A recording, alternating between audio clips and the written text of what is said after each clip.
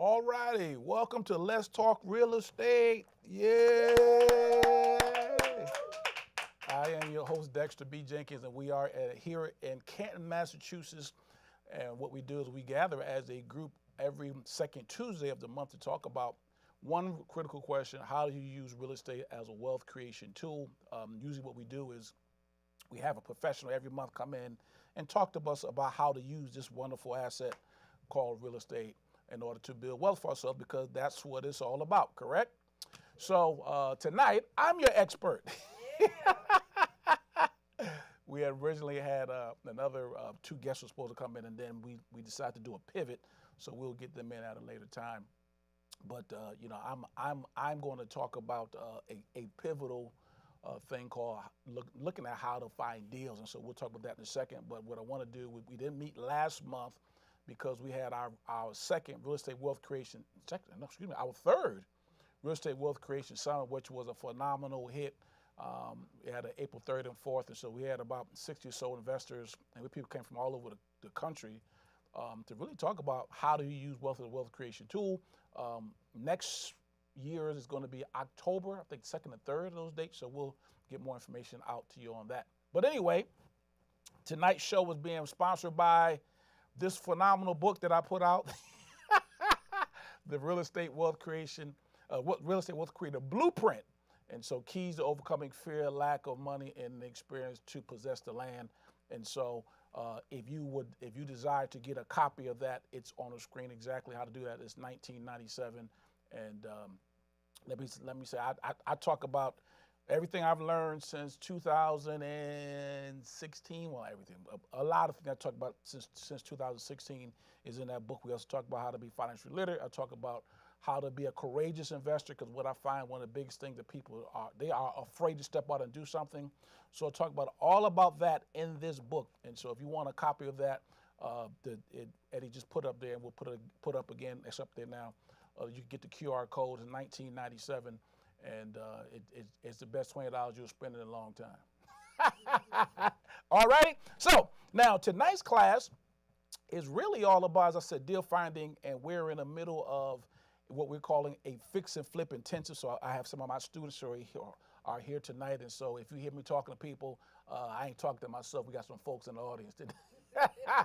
Got some folks in the audience, and so we have some of those who could not make it into the studio, so they're watching via TV, and then some others are watching streaming, and then lately our views have been up after the show, and so this will go out to, I think last time we looked at, we had like 300 some views, and so our viewership is definitely picking up as the word is getting out about what we are doing.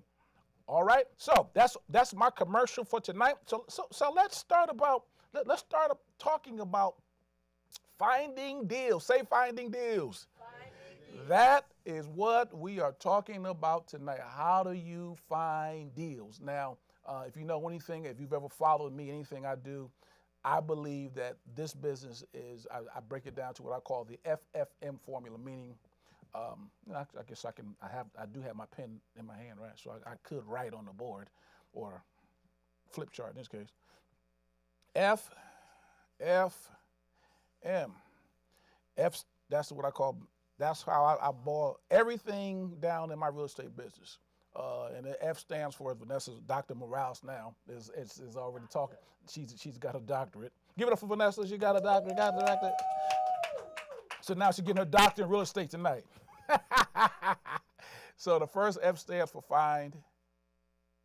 Second F stands for fund. So these people have been around me a long time. They know what I'm talking about. And then the next, and M stands for what? Monetize.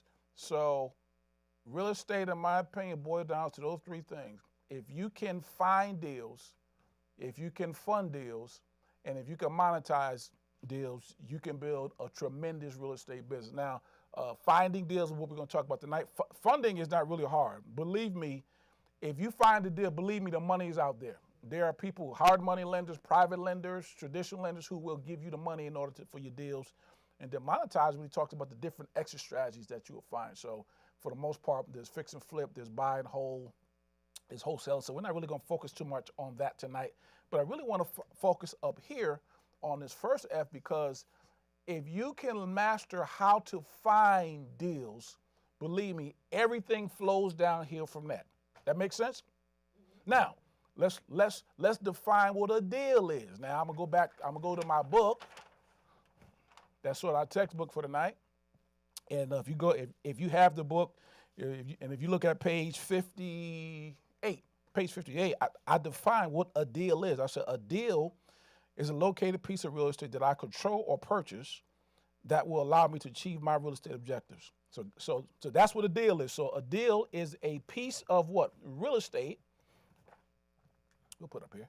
A deal is a piece of real estate that I control or what? Own to reach my goals. That's what a deal is. Got it? So what is a deal, class? A deal is something that I control or own till we reach my goals. Now, our goals are why we're doing this. You are in real estate maybe you're in real estate because you want to retire your mom. Maybe you want to retire your husband, retire your wife. Maybe you want to do whatever it is. You have a goal. You want to buy another house somewhere. So all of those are goals that you and I would have, to earn extra income. So what we're looking at is we're not doing real estate to do real estate. We're doing real estate because we have goals and things that we want to accomplish, correct? Now, a deal allows you to do that. Now, controlling means that maybe I put it under contract and then I have another investor come in. So somebody maybe like Keith is in the audience tonight. Keith is an investor. Fitzroy is an investor.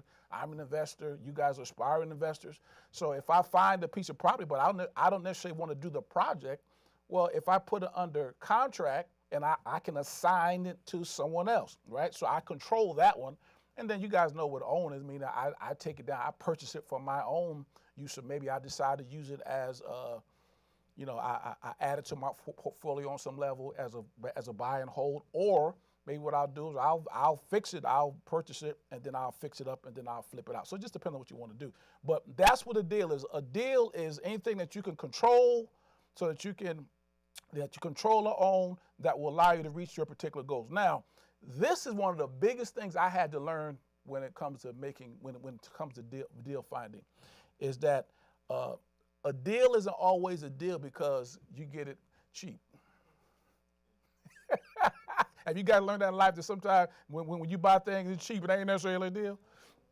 So I think a lot of times that's why I think this definition is so critical, because what you have to do is, matter of fact, I haven't done it, but I know of people who sometimes pay more for the property because they know exactly what they want to do with it.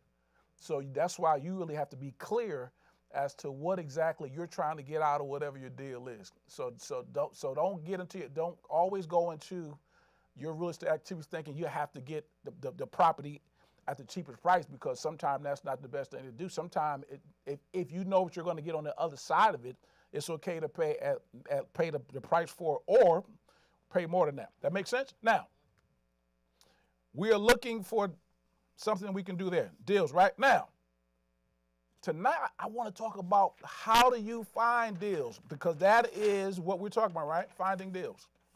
I'm going to give you what I believe. Let's see if we get through 2 tonight. I'll see how far we go from there. So let's go through. The top source, in my opinion, is this. In order to find deals, I believe you should first begin with investor-friendly agents.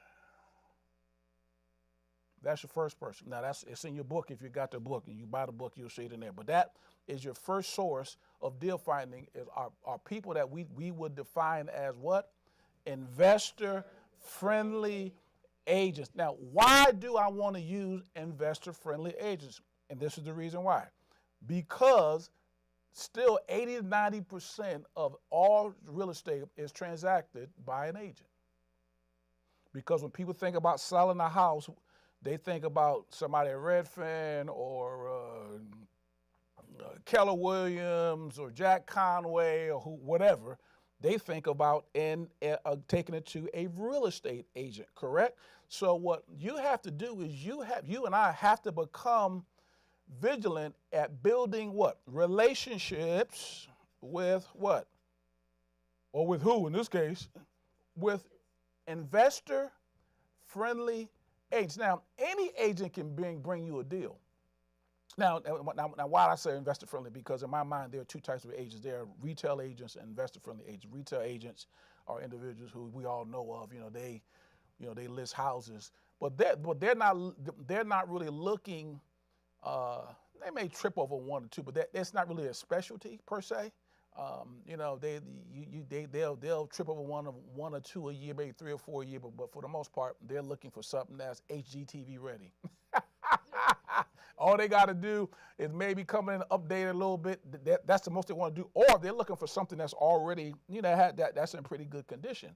Well, those individuals can bring you deals too, but the individuals that you're really looking for is you're looking for investor-friendly agents. Now, the question becomes, Dexter, how do you find them? Well, you find them by how you find anybody else. You come to events like this and you ask around. And what you'll find is that what I found, and when I'm looking for investor-friendly agents, so I'll come to maybe an event like this, or I'll go to a RIS, which I'll talk about in a second, which are invaluable to find them there, or I'll go to open houses.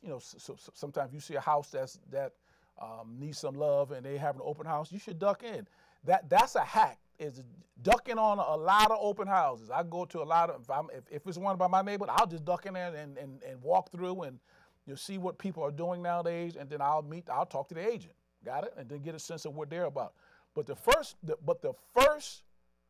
group of people that you're looking for is you really have got to build a relationship with these investor-friendly agents. Now, the question becomes this, because I was asked this last week. The reason why I'm doing this class is because the person asked me this.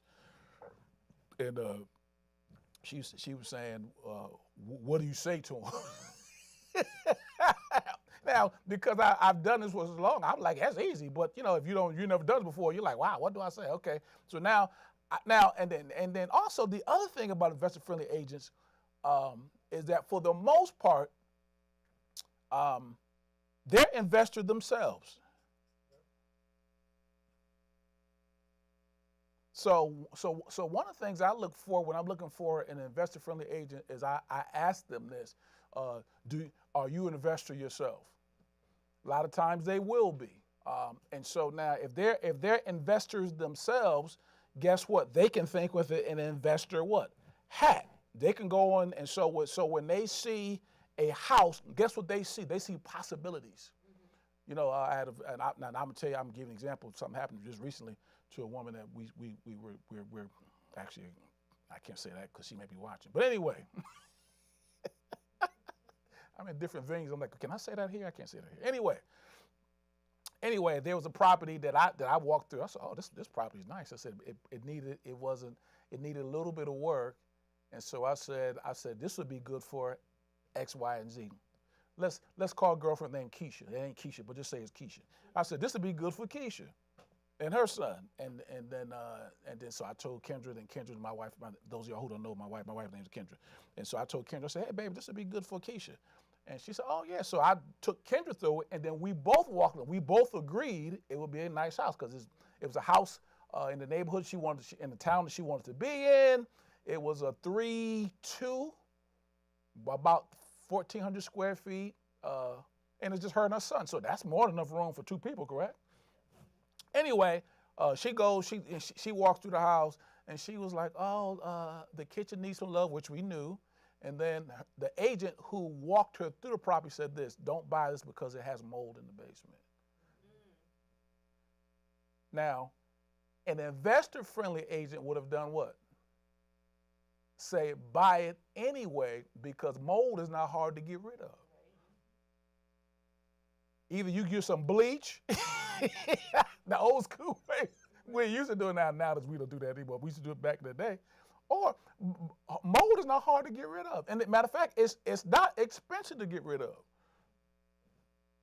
You could sometimes you could just, if it's on the baseboard or I'm thinking about on the sheetrock, you could cut the sheetrock out and then throw it. Now you have to put it away. You have to do it. Some things you have to do to make sure you ain't jacking anybody else up.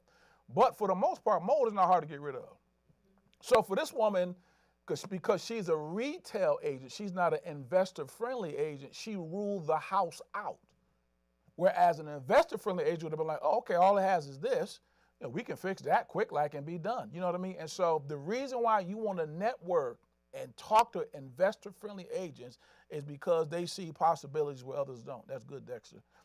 Yeah, they see possibilities where other people don't. And in this market, you have to see possibilities because deals are not, they ain't falling off trees like they used to be back in the day. So some of our students are here right now. So we took some of them through a property that we looked at in Dedham, and when we walked through it, some of them couldn't see, like, hey, this ain't nothing here. And I said, no, what you got to do is you got to see with possibility eyes. And so it was a large one family in Dedham that you could convert to a two family. Guess what? Now, why did I see that? Well, I saw it for a lot of reasons because I'm an investor, but if I was an investor-friendly agent and Della's one of my clients, I'd be like, hey, Della, I just walked through this house. Because most people don't see it as a two-family, we could make this into a two-family. So we walked through, and my wife she's very good at being able to see things and whatever else. And so when we walked through it, she said, I would put the door here, I'll put a wall here, two-family. So, but guess what? What type of agent? An investor-friendly agent would see that. Whereas a regular agent, well, I ain't nothing there. No. That's why you need to get with investor-friendly agents. And what you do is when you, I didn't get to what to say. You call them, right? I'm just do that now, because that was the question. That's what sparked this class. She said, Dexter, when I call them, what do I say? Well, I said, this is what I say, and I'm quite sure other people may have a different take on it, but this works. I said, hey, look, my name is Dexter B. Jenkins. Now this was before I was an agent. Now I'm a licensed agent. Now I don't do open houses. I ain't got time for all that and all other stuff. But I do have a license, and one of the things I won't recommend, but it could help you is if you got your license.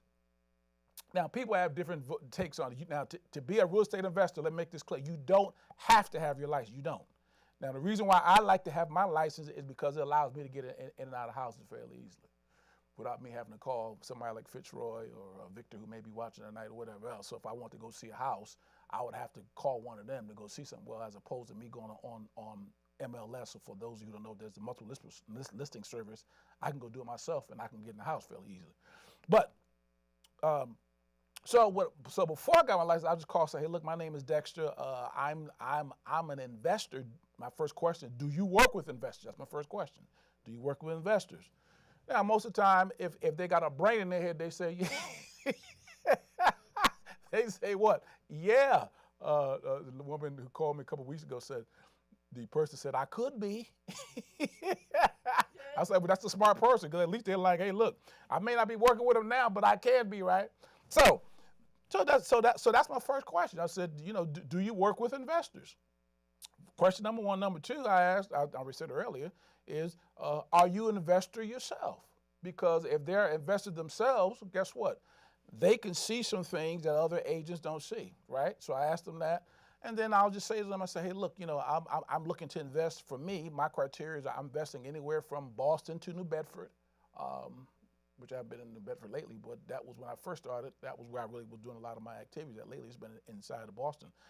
I'm investing from Boston to New Bedford. I'm looking for something that needs a moderate rehab, and my price point, I can go up to about $500,000.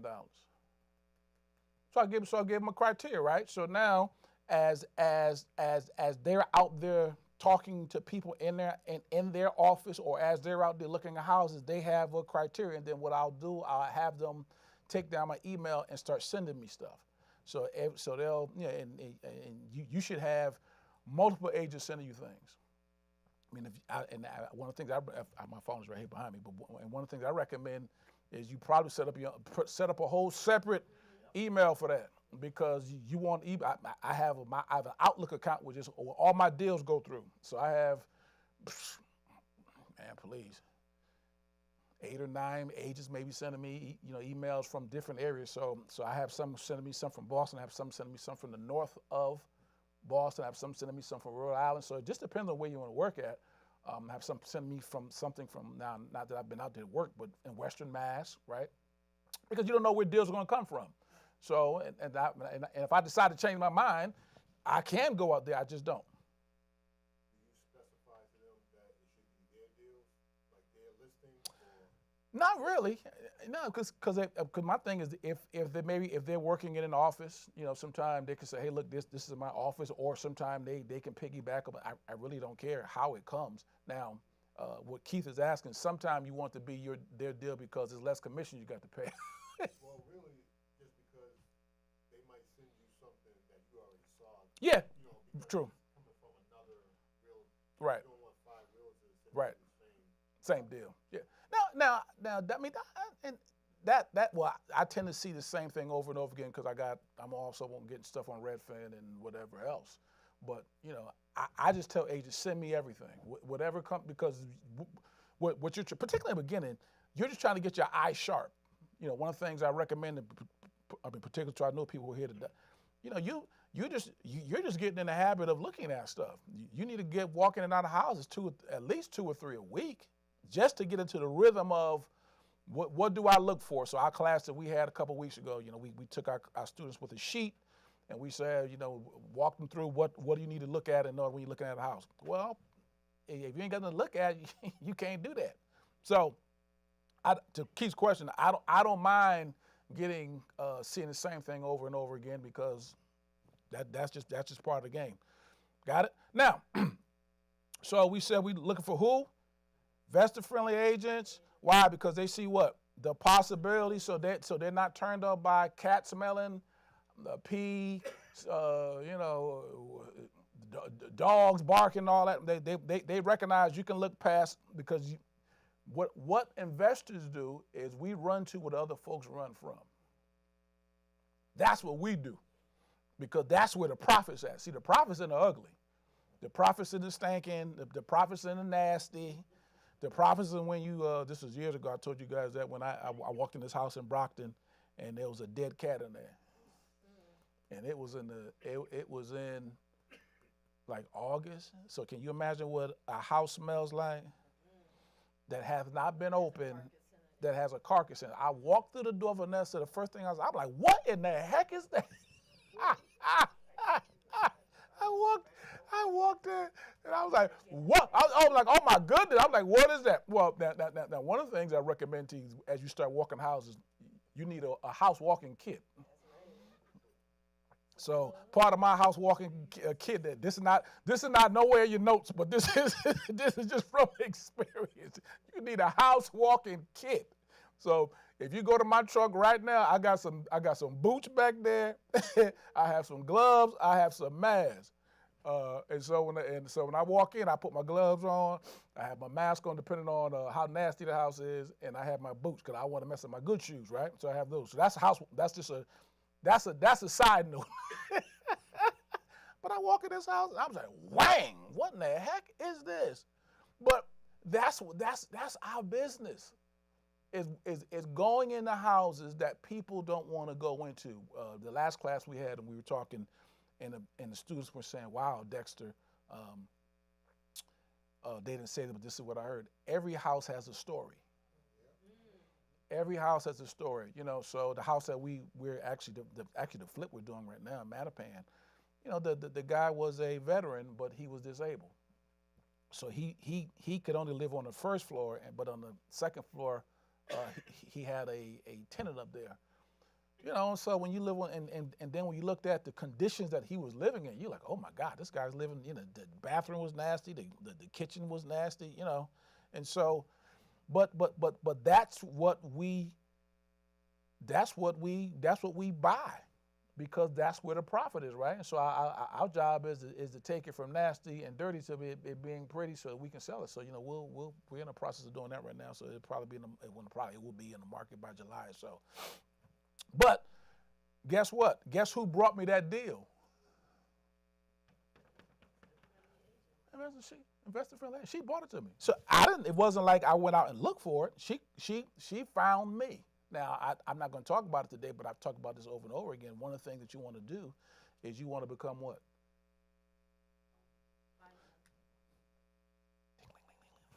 Della gets the A for the name. No, no, no. You have to become what? Findable. Say findable. What does findable mean? That they're able to find you. That's all. Most people are not findable. You guys have heard me use this term name over and over again. Y'all probably know what I'm going to say. Y'all heard of Deion Sanders, correct? Yes. Deion Sanders is the coach of who? University of Colorado. Della, you hot tonight, girl. Yeah. She hot. She hot tonight. She hot. Yeah, she's a football fan. But one of the things he always says is this. He says, I'm not too hard to find.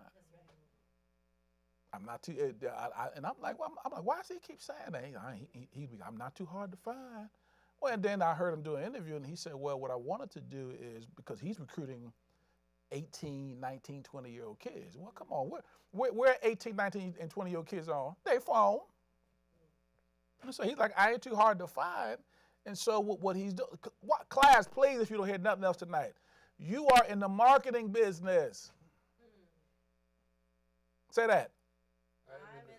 You're in the marketing business. You gotta be this. We gotta be findable. The deal that we're in with the flip that we're doing right now, that y'all have followed me around the last couple of weeks, she found me. I didn't call her. She found me. And she slipped in. I won't say that because if you say you slide to people's DMs, it has another connotation to it. So Kim, she just slid into my DMs. What she did she sent me a message via Messenger.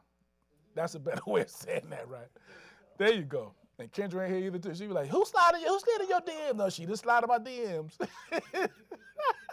What she did was she sent me a message via Messenger. Now, I really don't trust them things because you got all type of scam artists and stuff. So what I said was this.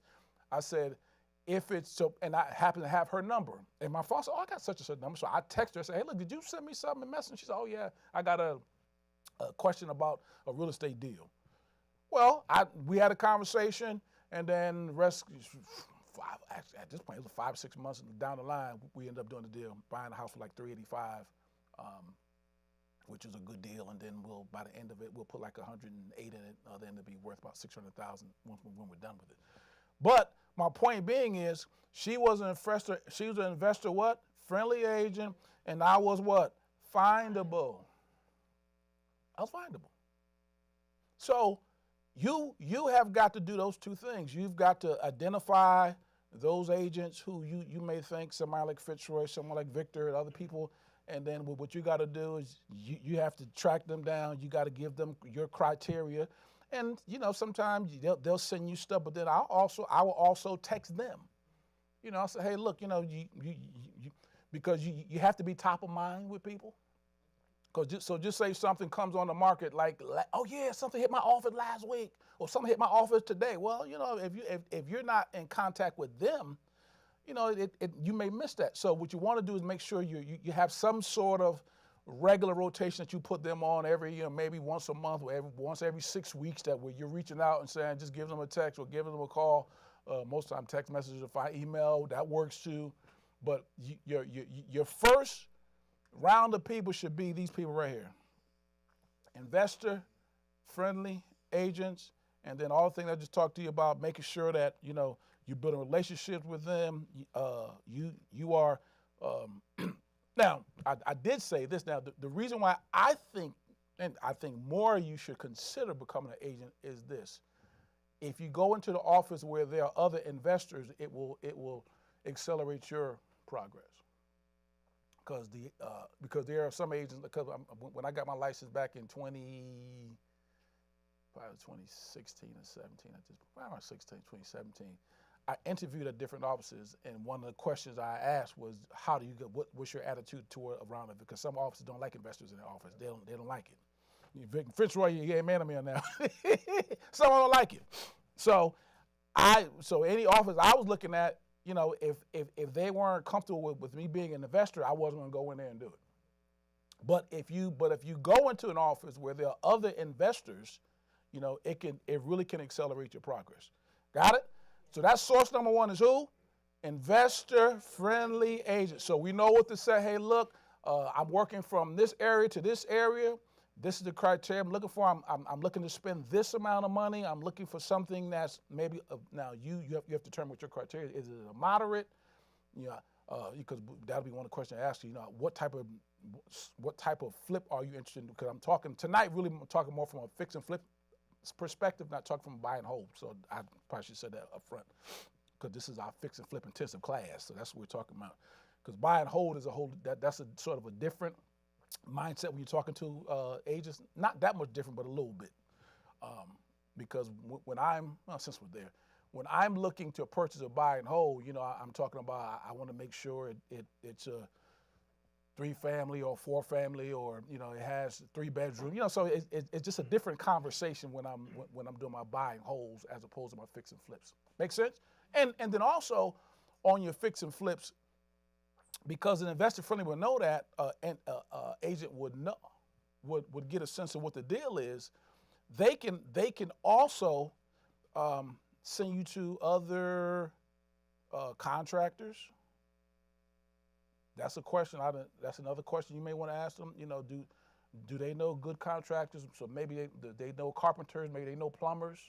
And I told you guys all the time, you're always looking to add to your roster, correct? Because what you'll find is that people are busy, or they move, or they retire. One of the things that, and let's say this is what I will tell you: if you have young kids, or who have kids, one of the areas that you may want to not force them to go into, you may want to push them into, if they're sort of undecided, is into the trades. Because as many $18,000 check and $19,000 check and $20,000 check I've written to electricians and plumbers, believe me, they get paid. So send them to the trades is not a bad thing. Got it? But an investor-friendly agent also, they also have a roster of contractors and people like that, and so that's why I really like to work with them, because and I'm sort of bouncing around a little bit, but because things that come to me as I'm talking. And the reason why I also like investor-friendly agents is because if you're investing out of your area, they could be boots on the ground for you. And believe me, that's what you need. That is, and I always tell people, so I had this question asked me a couple of times too. What's my number one criteria I'm looking for when it comes to investing out of my area? And the number one criteria is I got to have boots on the ground. And I would say, matter of fact, let's say it like this: trusted. Not just boots on the ground. Now the thing about this is, what was trusted at one time may not be trusted down the line, because people do change. So you want to make sure that these investor-friendly agents may be able to send you to contractors. They have a team of people around them, because that's helpful. Make sense? Any questions so far? Comments, concerns? We good? So that's our first source of deals, is these investor-friendly agents. Now, Pastor, wrong class, or different class. I got a microphone and I'm in front of people. I'm sliding the pastor boat. Anyway, and I'm gonna say it again. One of the areas, or one of the things that you can go to find them at, is meetups. Because people say, where do you find investor-friendly agents? Meetups, RIAs. Y'all know what RIAs are? Okay. Well, you guys know, because you're in real estate, but we got people watching who may not. A RIA is what they call a real estate investing association. So they're all over the place. If you put REIA and Google that, they'll pop up all over wherever you are. Because as I said, we have people watching us from all over the place. So meetups, RIAs, Facebook groups. Facebook. I find them on LinkedIn. Matter of fact, they find me on LinkedIn. If you're not on LinkedIn, you should be, because that's where grown folk go to do business. I'm serious. You know how many people I've met on LinkedIn? Tons. As a matter of fact, they reach out to me. So you need to go to these places. But The reason why I'm a big fan of you coming to meetups, you going to RIAs, you going to Facebook groups, you going to LinkedIn is because investor-friendly agents are there, and so you don't have to run around and chase them. They're all in one spot. That makes sense? All right, next. Say next. The next one we're going to look at is this, wholesalers. Now, y'all know what the wholesalers are, correct? Does everybody know what a wholesaler is? Say yes or no. Yes. Some say no, some say yes. Okay, next is wholesalers. Now, why did I start with investor-friendly agents and wholesalers? Ask me that. Because you get to leverage your time that way. How many of y'all work a full-time job? Some of you do, right? You work a full-time job or you got life going on. Well, if you have that going on, what you have to do is we have to learn this thing called what? Begins with an L and ends with an E. Yeah.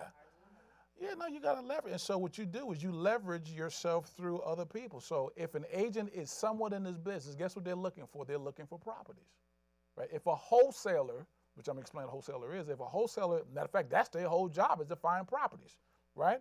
So you need to get on some wholesalers list. Now, a wholesaler is a middle person. I'm about to say middleman, but I know some women who are wholesalers. They are middle people. They're like Amazon. Do y'all know Amazon are wholesalers? Mm-hmm. Like so here's Amazon, Jeff Bezos and his crew. What do? They connect sellers over here and what? Buyers over here, and they make the money in the middle. That's called what? Wholesaling, right? So that's what they do. And so what a wholesaler does is their job is to find people who are in what we call distressed situations. Now, Dexter, what's a distressed situation? A distressed situation is a number of things. A distressed situation could be the house is in disrepair. The home could be dilapidated. So those houses that you drive by that has the high grass, or the house that you drive by where the mail is stuffing out of the box, or you driving by and the snow hasn't been shoveled, the walkway. See, those are distressed houses that a wholesaler would be making calls to. So they're looking at a distressed home, or they're talking to distressed people. Now, what's a distressed person? Distressed people usually are distressed for a number of reasons. Number one, there's a death. There's maybe divorce. Yep. And then there's usually disease. Those are the 3 Ds. So you hit it. Death is the what? Probate. The house that we walked through on Saturday, I talked to the agent, called him. I said, hey, the guy's name was Jim Reed he's with Redfin. I called him up and said, hey, look, I'm looking at this, I'm checking this house in Dedham. And he started giving me a story. He said, yeah, this guy inherited this house from his 2 aunties. He lives in New Mexico, ain't never been here. And guess what? They ain't trying to come here. The brother like, I inherited this house. I'm in New Mexico. I ain't trying to come to Massachusetts. So what did he do? He listed it. So to Vanessa's point, it was a what? Probate. It was distressed, thank you, but it was also what? A probate. Now with probate, what you got to do is you have to have lawyers and all that. But one of the things that you want to look at when it comes to a probate situation is you want to make sure that they have the license to sell it. Because the house my daughter's house that we just got was a probate situation, and the lawyer didn't have the license to sell, and that backed up our transaction almost 2 months. So you learn, you always learn. So I'm like, how come y'all didn't know this? And they're like, well, so it's a situation. We're at the closing table. We're at the lawyer getting ready to close. After we're there, he said, oh, I got bad news. And I'm like, well, what's bad news? He said, well, we can't close today. I'm like, we can't close today? Like, we ready to rock and roll. I got my contract. That's another story. Anyway, so wholesalers, what they want to do is they're finding their middle people. They're finding homes that have distress situations. So either the home is distressed or the people distressed. So maybe there's a death through what? Probate. Maybe they're going through what? The family, maybe the people are going through a divorce. Husband and wife don't have nothing to do with each other. It's over. It's a wrap. It ain't no you, you have to have some agent for this one. There was a group called Peaches and Herb. I remember Peaches and Herb. They said reunited and it feels so good. They ain't reuniting. They ain't trying to do nothing. It's a wrap. So it's a divorce situation. Disease is another one. You know, and when I say disease, maybe the whatever. People get in trouble because sometimes a family member gets sick. Have you seen that? Where one time they were the ghoul, and then maybe the husband got sick or the wife got sick. The house that I'm thinking about a particular couple, who bought a house in Taunton, and same thing would happen. The husband died, the wife couldn't keep it, right? So a wholesaler, what they do is their whole job is to find people like who are dealing with death, people who are dealing with divorce, people who are dealing with some sort of disease and whatever other things are going on. And what they do is they put the house under what? Contract. Okay, my wholesalers, you put on a contract. Now remember our definition? Thank you. We said a deal is anything that you either control or you own, right? So a wholesaler, a lot of times, they're looking to just what? Control. Now, Dexter, how do you control a piece of property? Well, you fill out a contract. It could be a purchase and sale, could be a regular contract. But then what you have to do is there has to be exchange of money. So you sign a contract, they sign a contract. If you get $1, if you give them $1, that means that house is officially under contract. That means that you do what? You control it. Got it? So now, as a wholesaler, I'm controlling the property. What am I looking for, class? I'm Jeff Bezos, wholesaling. So over here I got my what? I got my seller. Over here I got my buyer. Their whole job is to do that. Connect people. The buyer, seller. Buyer, seller. They're in the middle. Now what they do is, what do they get? They get a cutout or whatever. It just depends on what type of deal they negotiate over here. But the reason why you want to get on their list, say list. You want to get on their list is because when they get deals, guess what? They send them out. And so did you go talk to the person who was dealing with death? Say no. Say no. Come on, say no. Did you deal with the people who were dealing with divorce? Say no. Did you deal with the person dealing with disease? Say no. You didn't do none of that. So since you didn't do any of that, which you may not have the time or may not even want to go do, just depends on your vibe, whatever. You may not want to go do that. And so what they do is, so they go in, talk to the buyer, they're in the middle, and then they put you in there. And so now you have to negotiate with them and so on and so forth. But wholesalers are a tremendous source of deals. I have if I picked them up, I'm not gonna show you my phone, but I probably get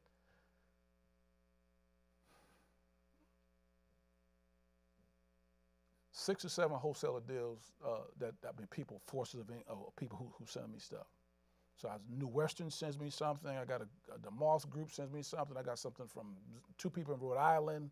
And so I'm getting deals all the time in different, like I said, in different areas. So you just have to decide what area you want to work in. But wholesalers are, matter of fact, if you came to the summit, which many of you did, remember me talking to Jason Kerseves, he's a wholesaler. So he's somebody who, you want to get on his list. And so that's what you do. So what you do is you call them up just like you call the agents. Hey, look, same criteria. Hey, I'm working from Boston to New Bedford. I'm looking for a moderate flip, or if you ambitious like Keith, you do something maybe a little uglier, and so you give them the same criteria. So that goes back to, you have to be clear on what type of flips you want to do. Now, I can't say this, but this is just my personal opinion, because this is, everybody has to do business on their way. I think in the beginning, you're not trying to take on a monster.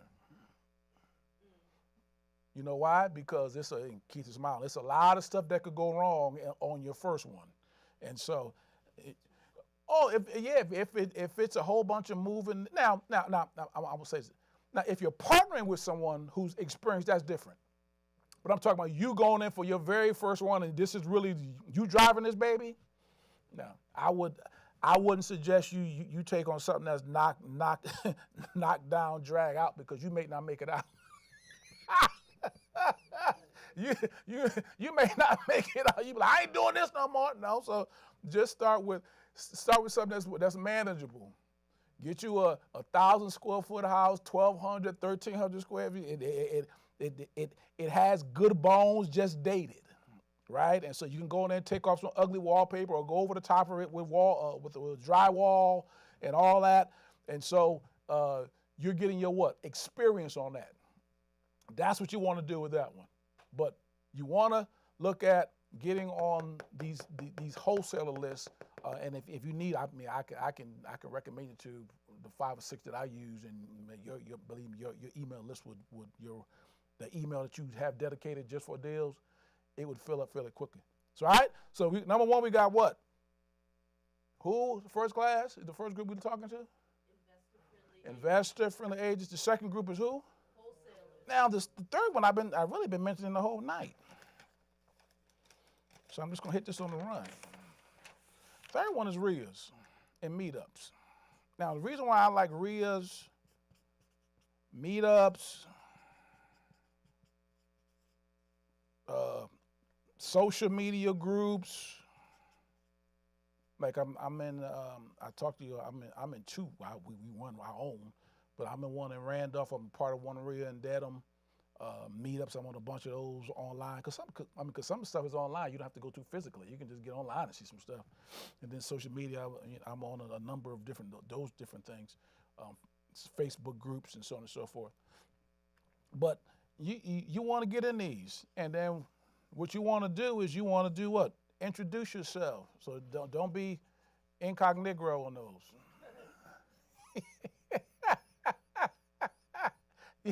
You want to introduce yourself. Hey, my name is Dexter B. Jenkins. So when I introduce myself, I say I'm a real estate wealth creator. I'm Boston based, and I tell people what I'm looking for. Got it? And then they'll be, hi Dexter, I'm such and such, and then you have people reaching out to you. But you've got to get involved in these things. If you want to find deals, what are we talking about tonight, class? Finding deals. You got to go to these things. We don't go to these. I go to these rooms. It's mostly, and we have a lot of people who are watching who are of a lighter hue per se. But we go a lot of times. I go to these, and Keith will probably tell you a lot of the time. Ain't many black folk there. Why we don't go to them? Why need? I don't know. We just don't go. But you need to, because that's where what? That's where the deal is at. Everything is in there. The reason why I like RIAs is because you got deals there. Guess what else you got there? You got money there. You got what? Realtors there. Guess what? You got lawyers there. See, all of it is right there. Thank you, contractors. Matter of fact, thank you, Keith. The last two, matter of fact, the contractors working on he finished the house Force of West Bridgewater, and finishing and doing the one in Bridgewater, I met him at a RIA. He stood up and said, hey, my name is X, Y, and Z. I'm part of X, Y, and Z Corporation, and I do X, Y, and Z. And then I said, I need X, Y, and Z. And we connected, and we've been doing business ever since. But this is your hack. RIAs, these right here, these are your hacks right here. If you go to these, put your name and put your name, put your card, all that stuff in there, you'll begin to find people. You'll find deals. Rob Nichols, who you guys know, he was talking about, because he's also a hard money lender. He's talking about the one, and matter of fact, it's in the book. The story's in the book. He was talking about, almost 820, good Lord. I'm running my mouth. He was talking about a 22-year-old kid who started going to these RIAs. Now, he's 22 years old. My youngest is 24, so he younger than my youngest. And he made, off his first flip, he made 80 grand. Guess where he met everybody at? At the RIA. He found a deal at the what? RIA. Guess what? He didn't have no, at 22, do 22 years usually have money? No, sometimes 13 years ain't got money, but 22 really ain't a man. Guess what he found the real? Money.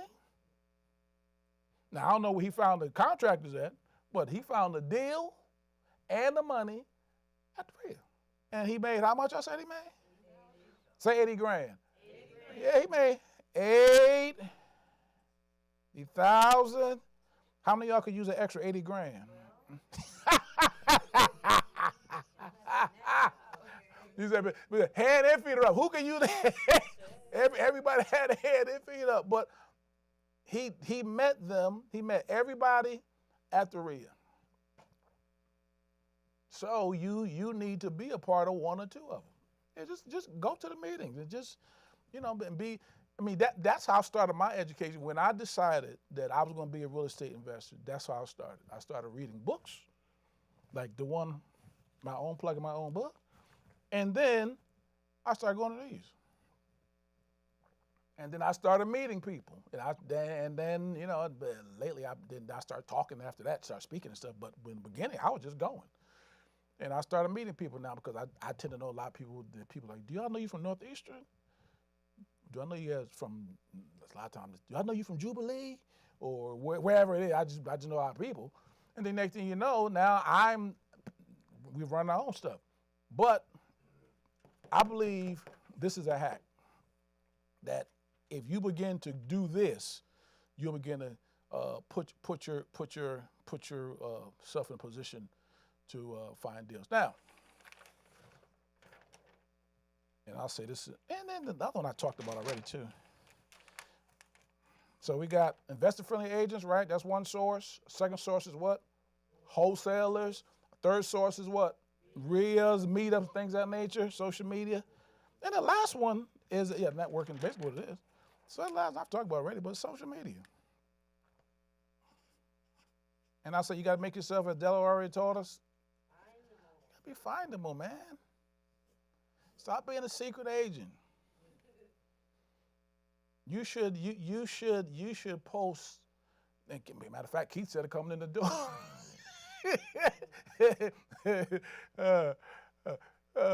He said it coming through the door, so I ain't even got to say it. I can't say no better than what he said it. But he was like, "Yeah, I was just doing a dump. I'm just putting out this thing called what? Content." What did I say you were earlier? Well, matter of fact, no, that's a lot of things you are. I said, what business are you in? Marketing business. You're in the marketing business. So when you're putting out content, what are you doing? Say it, class, you're doing what? You're marketing. Now, the challenge most of us have is you think you don't know enough. So that's why you like, I don't want to put nothing out because they're going to think I'm an expert. Well, let me say this to you. You know more than they do.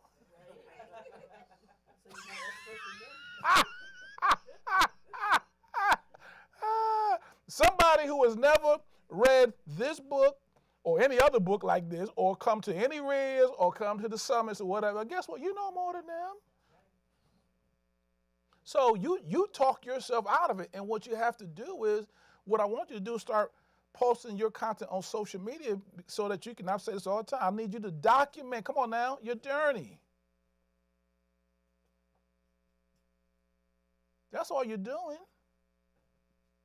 You don't have to have it all together. Now, I'm preaching to the choir because sometimes I feel like I don't know. Now, I do know a lot, but I run with people who know a lot more than I do. I've run with people who, I've done 600 flips. I'm like, dang, I ain't doing 600 flips yet. I've raised $100 million. I ain't raised $100 million yet. So I've done something, but I ain't on that level yet. And so I have to fight that off myself. So I get where you're coming from, but all I'm doing is, and now how many of you see me post on social media? Now, most of you guys see me. What am I doing? Walking through the house, showing y'all this, showing all y'all. And sometimes I talk, sometimes I don't talk. It just depends. But listen, as many people have come to me and said, oh, yeah, I'm in the bank the other day doing some banking. Rock and Trust is my bank. So if y'all ever want to drop some money in, just go there and just put my name on your Rock and Trust, Dexter B. Jenkins. Anyway, so I walk in the thing. She said, hey, Pastor. She knows I'm a pastor. Hey, Pastor, I saw your video. And I'm like, which video did you see? And she said, oh, yeah, because I put a lot of videos up. She said, oh, yeah, I saw you walking through a house and such and such and such. She yelled at me, how come you didn't have a mask on?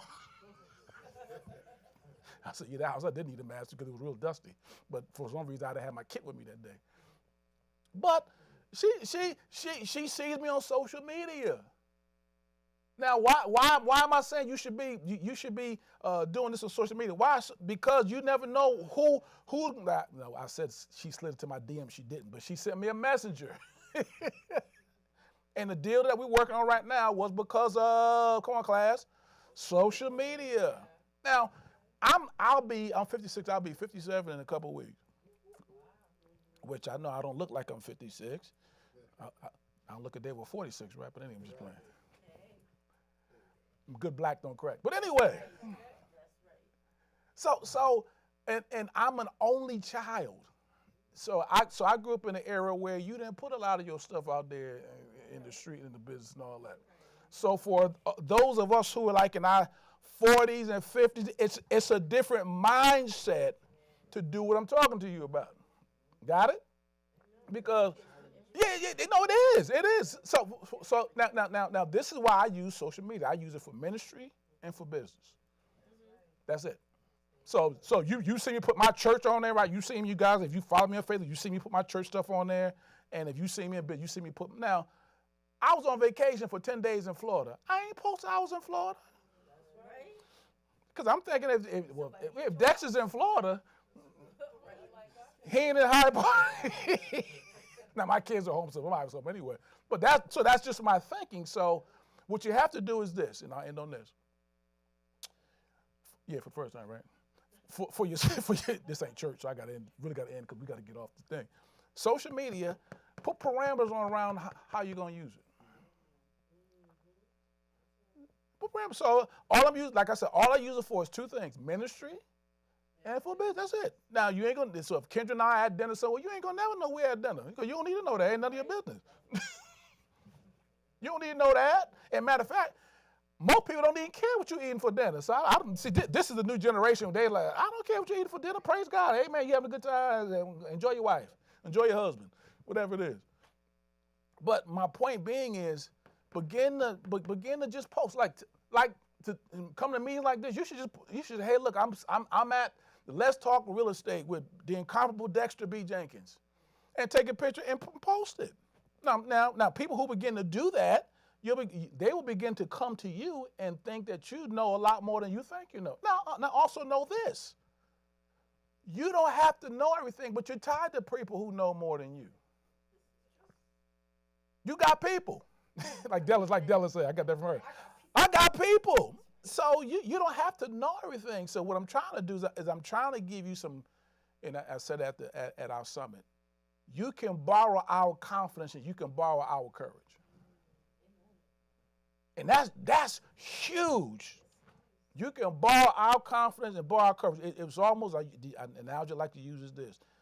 When you first learn how to ride a bike, there was somebody there running alongside of you holding the seat for the most part. First of all, you probably started with the training wheels.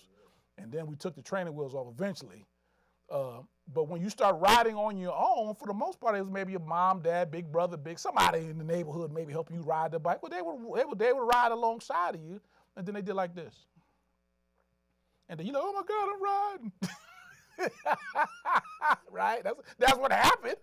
Well, but that's what our job is to. That's what this class is about. The things that we do is to do what? Hold your seat until you get moving. And then we go like this. And then your job is to go find somebody else and help them, because this is about what? Paying it forward. That's what this is about. This is not about just us. You know, we're here to teach us how to build what? Generational wealth. The next generation needs to know about this stuff.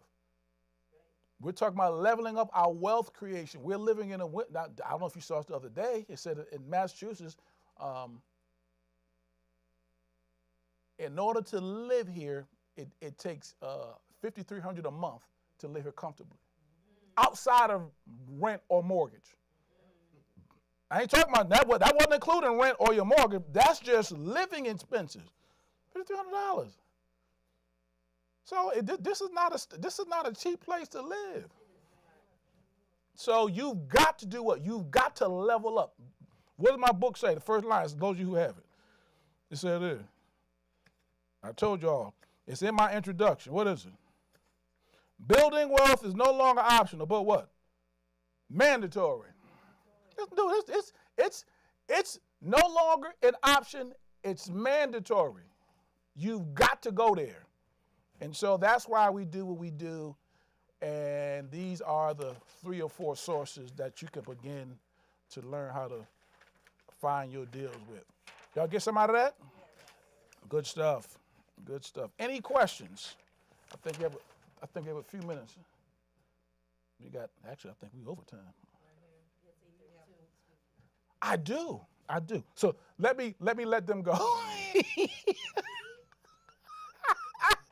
Sorry, y'all, we went over time. I didn't mean, we was having such a good time. But if you desire to purchase a book out there, Eddie, put that back up there. It'll be up in a second. Then also, you can scan that. You also go to www.realestatewealthcreator.com. www.realestatewealthcreator.com. You can pick up a book there. Next month, we will have Luke Hanscom. He will be from, what's the company he represents? I think H1H2 Mortgage. So he's a hard money lender, good friend of mine. And I'm having him come through because he's has some new programs that he's rolling out for new investors like you guys. And so I said, well, he needs to come through and talk about that.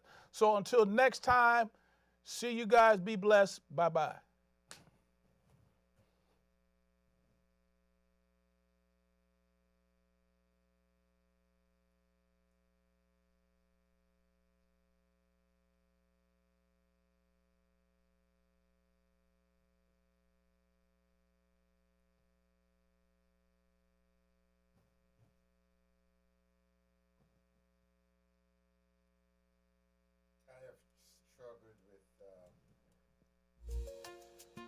We're good now. With the what? Social media? Yeah. You're not the only one. Someone else was talking to me about that because they were